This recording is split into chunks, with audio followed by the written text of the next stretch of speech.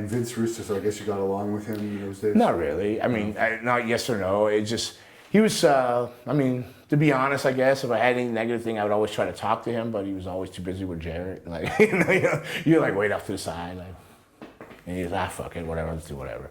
So he's always busy with Jeff. But I didn't have anything against him. I mean, how could I be upset with him? He was a part of getting that great entrance and all that stuff, so. You really liked Jeff Jarrett, didn't you?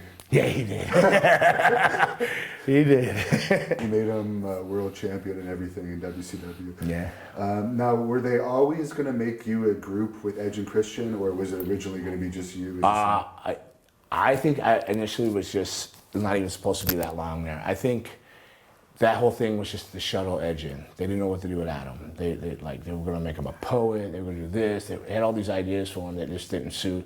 They didn't know how to bring him in, how to make him fit or what, this and that. And then they thought, well, okay, we have this mysterious feud with this guy, go whatever. And then it turned into a group. I don't think it was ever going to be a group. They didn't know anything. They couldn't even tell you why we were feuding. Nobody knows. Me and him still at. You know why were we? What were your first impressions of Edge and Christian? Good. I met Edge, Adam I worked him on a couple shows prior to that. Like when he heard that I was going to be working, like not under that thing, but just on shows. I met him.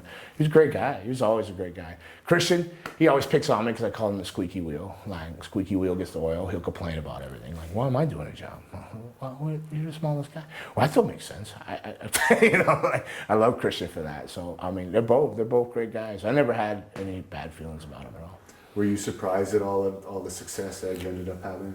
Not Edge. They told me that I was pulled to the side and told that Edge was the man.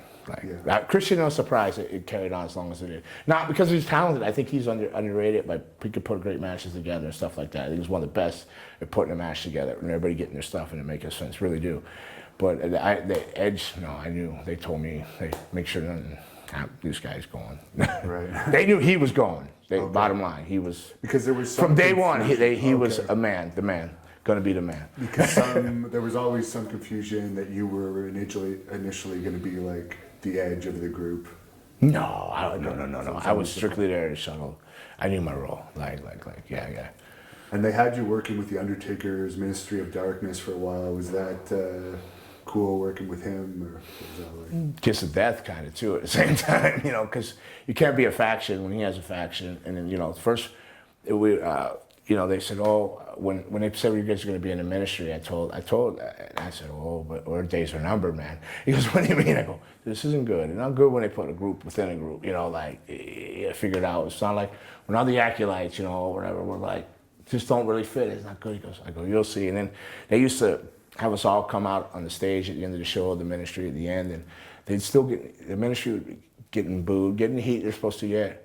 But then the arena would slowly go, brood. And then I looked at him, I said, this isn't good. He goes, no. I go, no, this is good. And next thing you know, they came and said, oh, we want to split you from the ministry. I said, we're done. He goes, what are you talking about? I said, we're done. And then they feuded us, and I said, well, I'm telling you, we're over as a brood. He goes, no. Not even a month or two later, they're like, hey, Dave, you're the brood. But I knew that I was only there to shuttle him. So that whole brood thing was accidental fire, a wildfire. You know what I mean? It was a spark that should have never caught on and it just burnt rampant, Then they had to get it under control. Because, the brood wasn't the thing they wanted, not at all. Vince and the vampire thing, Vince McMahon didn't want the vampire thing. I mean, people don't know this a lot or anything, but he came to me and told me that he would never use the vampire character, lose the weight, get rid of the fangs, because I had them in permanent, grow hair in because I had a skullet, like a mohawk, not quite a mohawk, kind of a mullet with a side shaved, a skullet, and now, I said, I wouldn't use that, you're not going to use that character, but it was Vince Russo, when I say he pushed it through, I think he had creative control for like 30 days. It gave him like full creative control. Do you remember that at all, or something? This is the first I've heard of it, but it's possible. I think it was something where he got like full kind of say without any question on something, and he slid the vampire thing in, and then I had heat from day one. Was it him that came up with bringing you guys up to the stage? Yeah. Because he was a big Gene Simmons fan, so that was like a Gene Simmons tribute. So I was sprayed of blood. It was his solo with the blood coming out and all that. Everything was kind of Kiss orientated out of that.